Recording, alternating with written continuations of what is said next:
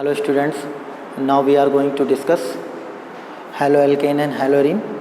In previous lecture we see haloalkane and haloarine introduction part, and we see what is haloalkane and haloarine in our life, and day to day life we use in medicines.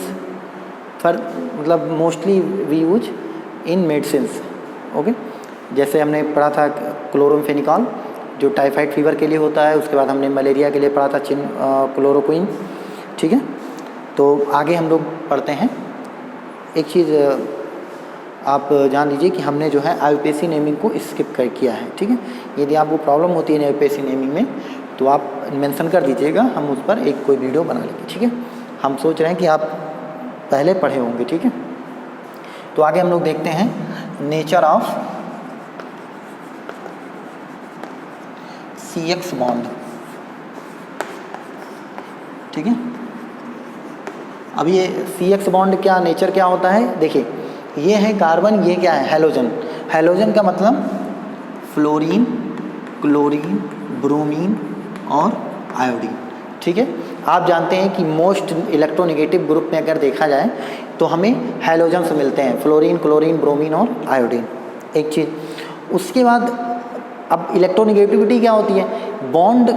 अब जैसे यहाँ पर CX bond बना है तो ये covalent bond क्यों है, क्योंकि यहाँ इस बॉन्ड के बनने में एक इलेक्ट्रॉन कार्बन ने दिया है और एक इलेक्ट्रॉन किसने दिया है, हैलोजन ने दिया है, तब ये एक कोवैलेंट बॉन्ड बना है। ठीक है, अब ये जो बॉन्ड के इलेक्ट्रॉन हैं इनको अपनी तरफ अट्रैक्ट करने की जो पावर होती है उसे क्या कहते हैं, इलेक्ट्रोनेगेटिविटी कहते हैं। जो बॉन्ड के इलेक्ट्रॉन को सब अपनी तरफ ज़्यादा तेज़ी से अट्रैक्ट करेगा वो ज़्यादा इलेक्ट्रोनेगेटिव होगा। ठीक है, तो इलेक्ट्रोनेगेटिविटी भी कभी किसी एलिमेंट की नहीं होती, ये बॉन्ड की होती है। ठीक है, तो अब कार्बन और हैलोजन में सबसे ज़्यादा इलेक्ट्रोनेगेटिव कौन है, हैलोजन। तो हैलोजन बॉन्ड के इलेक्ट्रॉन को अपनी तरफ क्या करेगा, अट्रैक्ट करेगा। तो अट्रैक्ट करेगा तो हैलोजन की तरफ क्या होंगे, इलेक्ट्रॉन क्या हो जाएंगे, शिफ्ट हो जाएंगे। ठीक है, हैलोजन की तरफ क्या हो जाएंगे, इलेक्ट्रॉन शिफ्ट हो जाएंगे, और हैलोजन पे क्या आ जाएगा, पार्शियली नेगेटिव चार्ज आ जाएगा, और कार्बन पर क्या आ जाएगा, पार्शियली पॉजिटिव चार्ज आ जाएगा। क्यों, क्योंकि यहाँ से क्या हो रही है, इलेक्ट्रॉनों की डिफिशियंसी हो रही है। क्यों डिफिशियंसी हो रही है, क्योंकि अट्रैक्ट कौन कर रहा है, उसको लेकर जा कौन रहा है, हैलोजन। तो हैलोजन पे क्या हो रही है, मतलब अधिकता हो रही है ना हैलोजन पे। ठीक है, आगे देखते हैं। अब एक चीज़ देख लीजिए, एक पॉइंट है डाइपोल मूवमेंट। क्या है, डाइपोल मूवमेंट। ठीक है, तो डाइपोल मूवमेंट आप फिजिक्स में ज़्यादा अच्छे से पढ़ते हैं, यहाँ हम केवल थोड़ा सा बेसिक्स इसका डिस्कस करेंगे कि जैसे हमारा क्या है CH3F। ठीक है, CH3Cl, CH3Br और है CH3I। ठीक है, मेथिल फ्लोराइड है। ठीक है, मेथिल क्लोराइड है, मेथिल ब्रोमाइड है और मेथिल आयोडाइड है। आपकी NCERT बुक में टेबल बनी होगी तो वहाँ बॉन्ड डिसोसिएशन एंथैल्पी होगी। तो बॉन्ड डिसोसिएशन एंथैल्पी क्या होती है, किसी पर्टिकुलर बॉन्ड को तोड़ने के लिए हमें जो एनर्जी देनी पड़ती है उसे क्या कहते हैं, बॉन्ड डिसोसिएशन एंथैल्पी कहते हैं। ठीक है, अब बॉन्ड जितना लंबा होगा,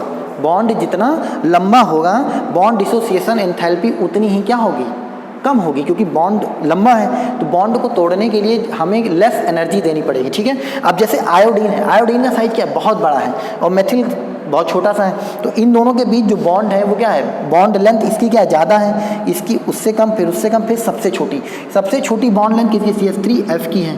उसके बाद क्या है, CH3Cl की है। तो बॉन्ड लेंथ कम किसकी है, CH3F की, और ज़्यादा किसकी है, CH3Cl की। तो CH3Cl के बॉन्ड को ब्रेक करने के लिए हमें क्या देनी पड़ेगी, लेस एनर्जी देनी पड़ेगी। किससे, CH3F वाले बॉन्ड से।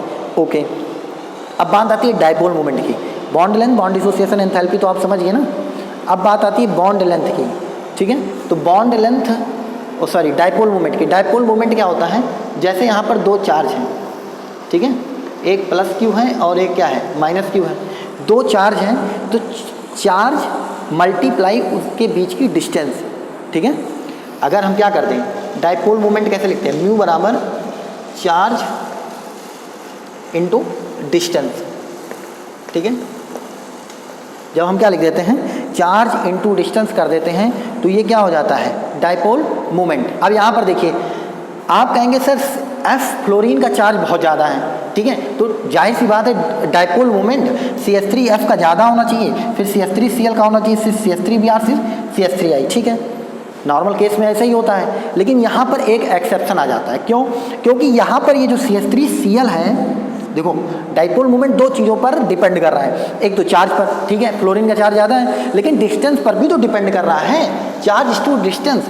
अब यहाँ पर ये होता है कि CH3Cl की डिस्टेंस क्या हो जाती है, ज़्यादा हो जाती है, डोमिनेट कर जाती है, इसीलिए CH3F का डाइपोल मोमेंट क्या हो जाता है, कम हो जाता है, किसकी अपेक्षा, CH3Cl की। तो यहाँ पर ट्रेंड आप कैसे लिखेंगे, ट्रेंड लिखेंगे CH3Cl ग्रेटर देन क्या हो जाएगा, CH3F is greater than CH3Br is greater than CH3I, ठीक है।